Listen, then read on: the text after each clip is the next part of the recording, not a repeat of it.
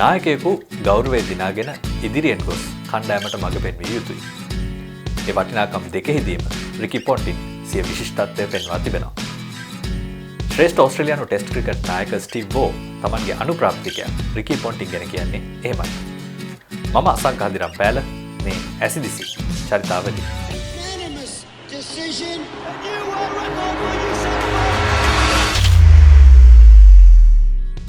වයස අවුරුදු 16 දී ඔහු පාසල සහ නිවස හැර යන්නේ ක්‍රිකට් ක්‍රීඩාවෙන් ඉදිරියට යෑමට ඔහුට තිබූ දැඩි කැමැත්ත නිසා. ඔහුට දිනකට ලැබුණේ අවම වැටුපක්.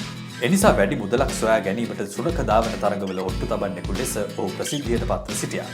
ඒ නිසාම ඔහුගේ ක්‍රිකට් සගයන් ඔහු ඇමතුවේ පන්ටර් කියයි. කෙතරම් නරක පුරුදු තිබුණත් ක්‍රිකට් ක්‍රීඩාව ප්‍රගුණ කළ මේ සෙල්ලක්කාර යෞවනයා පසු ඕස්ට්‍රේලියානු ටෙස්ට් නායකත්වය දක්වා පැමිණ ලෝක ඉතිහාසයේ ශ්‍රේෂ්ඨ ක්‍රිකට් ප්‍රතිකරුවෙකු සහ නායකයෙකු ලෙස සිය නම සටහන් කළා. ඔහු රිකි පොන්ටින්. රිකි තෝමස් පොන්ටින් උපන්නේ ඕස්ට්‍රේලියාවේ තස්මේනියා ප්‍රාන්තයේ. ග්‍රෑම් පොන්ටින් සහ ලොරෙන් පොන්ටින් යුවලගේ දරුවන් සිව් දෙනාගෙන් වැඩිමහල් දරුවා ඔහුයි. කුඩා කාලේදී ඔහු ක්‍රිකට් සහ ඕස්ට්‍රේලියන් ෆුට්බෝල් කියන ක්‍රීඩා දෙකම කළා. මෝබ්‍රි ක්‍රිකට් සමාජය වෙනුවෙන් ක්‍රිකට් ක්‍රීඩා කළ ඔහු 8 ශ්‍රේණියේ අධ්‍යාපනය ලැබමින් සිටියේදී පිටම ශතක 4ක් වාර්තා කළා. ඒ ඉනිම් 4න් ඔහුගේ අනාගතය ගැන කෙතරම් දේවල් කියවුණාද කියතොත් එතෙන් පටන් කුකබුරා ආයතනය ඔහුට අනුග්‍රහකත්වය දැක්වුවා. වයස අවුරුදු 14 දී ඕස්ට්‍රේලියන් ෆුට්බෝල් ක්‍රීඩා කිරීමේදී සිදු දරුණු ආබාධයකින් පසුව ඔහු නැවත ඕස්ට්‍රේලියන් ෆුට්බෝල් ක්‍රීඩා කළේ නැහැ. 1990 දී වයස අවුරුදු 16ක යෞවනයෙකු ලෙස පාසලෙන් ඉවත් වූ ඔහු පෞද්ගලික පාසලක ක්‍රීඩාංගන සහායකයෙකු ලෙස සේවය කළා.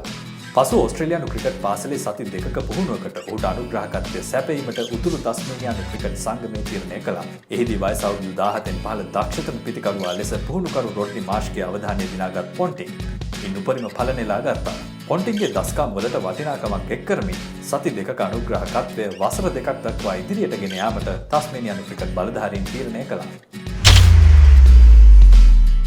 වයස අවුරුදු 17 දී මංගල පළමු පෙළ තරගයට ක්‍රීඩා කිරීමේ වරම පොන්ටින් හට හිමි වුණා.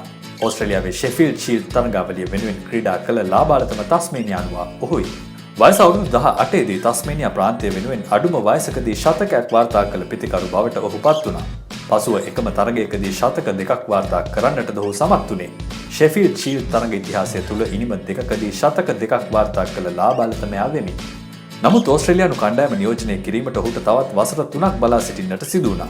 1995 දී දකුණු අප්‍රිකාවට එරෙහිව එක්දින ක්‍රිකට් වරම් දිනාගත් පොන්ටින් එම වසරේදීම ශ්‍රී ලංකාවට එරෙහිව ටෙස්ට් වරම් දිනාගත්තා.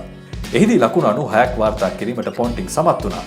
එමෙන්ම ඔහුගේ දෙවැනි ටෙස්ට් තරගයේදී ඔහු මදවේග පන්දු යවමින් අසංක ගුරුසිංහගේ කඩුල්ල දවා ගැනීමත් සුවිශේෂී සිදුවීමක්. මුත්තයියා මුරලිදරන්ගේ පන්දු යැවීමේ ඉරියව්ව ගැන විනිසුරු ඩැරල් හෙයා විසින් චෝදනා එල්ල වුණේද මේ දෙවැනි තරගයේදී.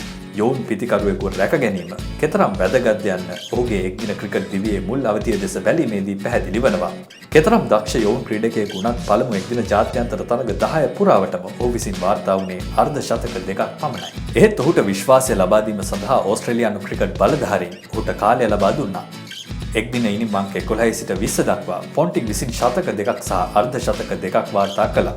මීළඟ ඉනිම 10 තුලදී නැවතත් ඔහු විසින් වාර්තා වුණේ එක් අර්ධ ශතකයක් පමණයි. එහෙත් තේරින් බලධාරීන් කලබල වුණේ නැහැ. මීළඟ එක්දින ඉනිම් 10 තුලදී ශතකයක් සහ අර්ධ ශතක දෙකක් ලබා ගනිමින් විශ්වාසය ගොඩනගාගත් පොන්ටින් එතෙන් සිට එක්දින දිවිය අවසන් වන විට ශතක 30ක් සහ අර්ධ ශතක 82ක් වාර්තා කොට තිබුණා. 1995 දී ක්‍රිකට් අධිරාජ්‍යයක් බවට පත්වෙමින් තිබුණු ඕස්ට්‍රේලියානු ක්‍රිකට් කණ්ඩායමට ඇතුළත් වන මීළඟ පරපුරේ ක්‍රීඩකයා ලෙස තේරින් බලධාරීන් විසින් පොන්ටින්ව හඳුනාගෙන තිබුණා. 1996 ලෝක කුසලාන තරගාවලියට ඔහු සහභාගී වුණා.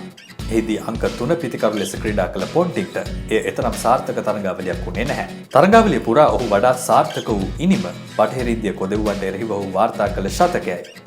ශ්‍රී ලංකාවට එරෙහිව පැවති අවසන් මහා තරගයේදී ඔහු පන්දු 73කින් ලකුණු 45ක් වාර්තා කළා. පොන්ටින්ගේ මංගල ටෙස්ට් ශතකය වාර්තා වුණේද පළමු තරගයෙන් වසර දෙකක් ගෙවී යන 1997 වසරේදී. මුලින්ම කණ්ඩායමට පැමිණෙන විට ඔහු ක්‍රීඩා කළේ අංක 5 හෝ 6 යන ස්ථානවලයි. ඔහු සාර්ථකව ඊට හැඩගැසෙමින් සිටියා. ඒත් නවක ක්‍රීඩකයෙකු නිසා ඔහු විනෝදයට බර වූ කෙනෙක්. ඒ නිසාම ඇතැම් අවස්ථාවල ගැටලු වලට ලක්වන්නටත් ඔහුට සිදු වුණා. බීමත්කම ප්‍රශ්නයක් වන තරමටම ඔහු ඊට ඇබ්බැහි වී තිබුණා. 1999 දී සිඩ්නිහි රාත්‍රී සමාජ ශාලාවකදී බීමත්ව කෙනෙකුගේ මත්පැන් වීදුරුවක් පෙරලීම නිසා පොන්ටින් හට පහර කන්නට සිදුව තිබුණා. ඔහු එක් ඇසක් කළුවන තුරුම පහරකා තිබූ අතර ඕස්ට්‍රේලියානු ක්‍රිකට් පාලක මණ්ඩලය විසින් ඔහුට එරෙහිව විනය පියවර ගනු ලැබුවා. සිදු දේ ඔහුට මාධ්‍ය ඉදිරියේ කියන්නට සිදු වුණා. පසුව ඔහුව මනෝවිද්‍යාත්මක උපදේශනය වෙත යොමු කෙරුණා. පොන්ටින් කෙතරම් සෙල්ලක්කාරයෙකු ලෙස ප්‍රදර්ශනය වුණත් ඔහු සංවේදී ආදරවන්තයෙකු බව ඔහුට ඒත්තු ගියේ ඔහුගේ වත්මන් බිරිඳ රියානා ජෙනිෆර් හමුවීමෙන් පසුවයි. එකල තමන් රිකී පොන්ටින් නම් ක්‍රිකට් ක්‍රීඩකයෙකු ගැන අසාවත් නොතිබූ බව රියානා පවසනවා. පොන්ටින් ඊට බොහෝසෙයින් ඇලුම් කළා. එතරම් ආදරවන්ත යුවලක් තමන් දැක නැති බව ජස්ටින් ලැඟ පවසන්නේ ඔවුන් සෑම විටම දෑත් පටලාගෙන සිටින බව පවසමින් සිනාසෙමින්. එය පොන්ටින්ගේ දිවියේ තීරණාත්මක හැරවුමක් වුණා. තමන් සිතාමතා වැඩ කරන කෙනෙකු බවට පත් වුණේ ඇයගේ හමුවීමෙන් පසුව බව පොන්ටින් විසින්ම පවසා තිබෙනවා. 1999 වසරේදීම ඕස්ට්‍රේලියානු කණ්ඩායම ශ්‍රී ලංකා සංචාරයක නිරත වුණා. එහිදී ඔවුන් 1-0ක් ලෙස තරගාවලිය පරාජය වුණා. පොන්ටින් තරගාවලිය පුරාම ලකුණු අතර සිටමින් තරගාවලියේ වීරයා වුණා. ඊට ශතක 2ක් සහ අර්ධ ශතක 2ක් ඇතුළත් වුණා. 2000 වසර වන විට තමන් මීළඟ ඕස්ට්‍රේලියානු ක්‍රිකට් නායකත්වයට පත්වීමට ඉඩ ඇති බව පොන්ටින් හට අවබෝධ වුණා. 2002දී ස්ටීව් වෝ කණ්ඩායමෙන් ඉවත්වීමත් සමග උපනායක ඇඩම් ගිල්ක්‍රිස්ට්ට පෙර පොන්ටින්ව නායකයා ලෙස නම් වුණා. 2002 වසර පොන්ටින්ගේ පිතිකරණ දිවියේ සාර්ථක වසරක්. එහිදී ඔහු විසින් ශතක 5ක් සහ අර්ධ ශතක 2ක් වාර්තා කෙරුණා.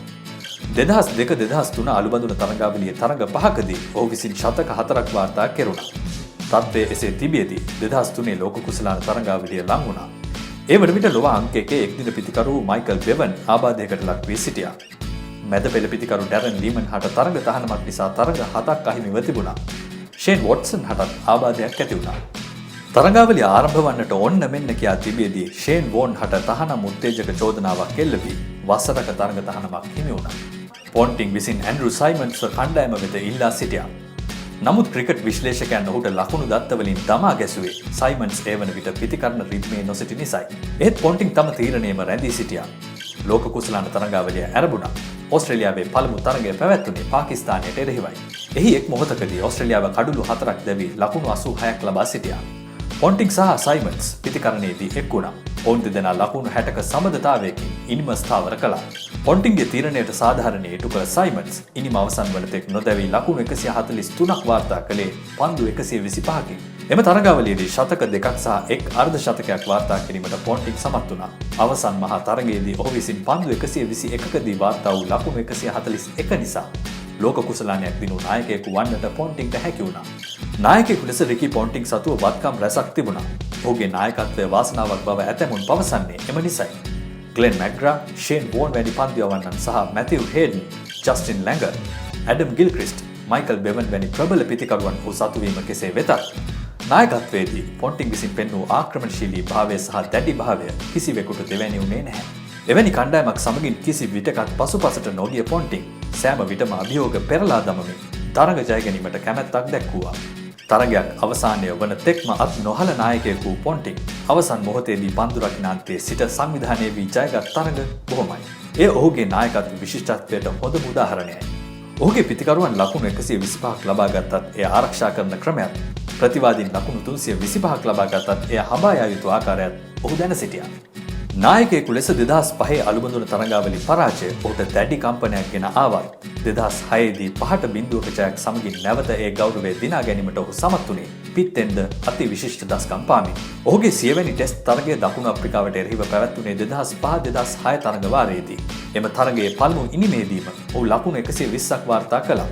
අවසන් දිනේ පන්දුවාර 76කදී ජයග්‍රහණය සඳහා ලකුණු 287ක් ලබා ගත යුතු වුණා. පොන්ටින් පන්දු 159කදී වේගවත් ලකුණු 143ක් ලබා ගනිමින් ඒ ජය ගැනීමට හේතු සාධක වූ සේම 100 වෙනි ටෙස්ට් තරගයේ ඉනිම දෙකෙහිදීම ශතක 2ක් වාර්තා කළ පළමු වැන්නා බවට පත් වුණා.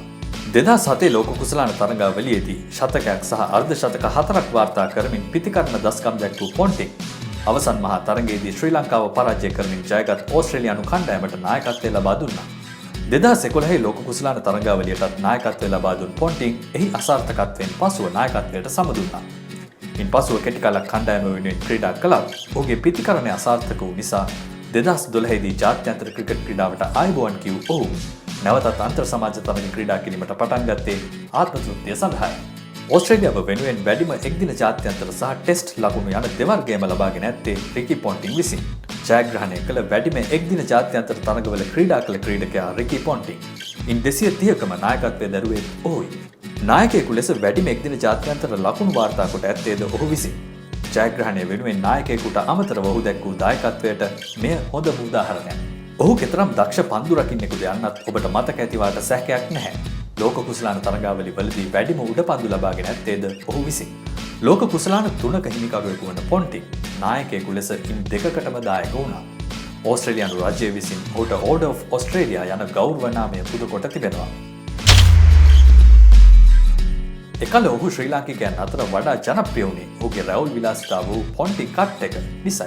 ඉක්මන් කතා ශෛලියක් මෙන්ම පිටිය තුලදී ඉක්මන් නිවැරදි තීරණ ගැනීමේ හැකියාවක් තිබූ රිකි පොන්ටින් ඕස්ට්‍රේලියානු නායකත්වයේ දැරූ යුගය ඕස්ට්‍රේලියානු ක්‍රිකට් ඉතිහාසයේ පමණක් නොව ලෝක ක්‍රිකට් ඉතිහාසය තුලම රන් අකුරින් ලියවෙන යුගයක්.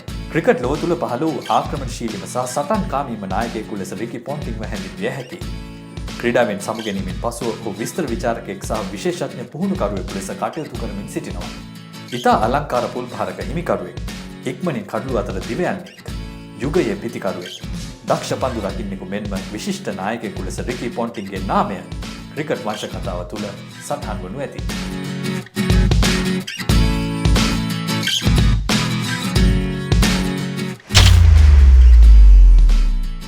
ඇතැම් වෙලාවල් වලදී රිකි පොන්ටින් කියන දක්ෂ නායකයා විසින් රිකි පොන්ටින් කියන දක්ෂ පිතිකරුවව වැහිලා ගියා. රිකි පොන්ටින් කියන දක්ෂ පිතිකරුවා විසින් රිකි පොන්ටින් කියන දක්ෂ පන්දු රකින්නව වැහිලා ගියා. ඔහුගේ දස්කම් එකකට එකක් නොදෙවෙනි. ඒ නිසා තමයි එහෙම වුනේ. හමුවෙමු ඊළඟ වැඩසටහනින් මේ ඇසිදිසි.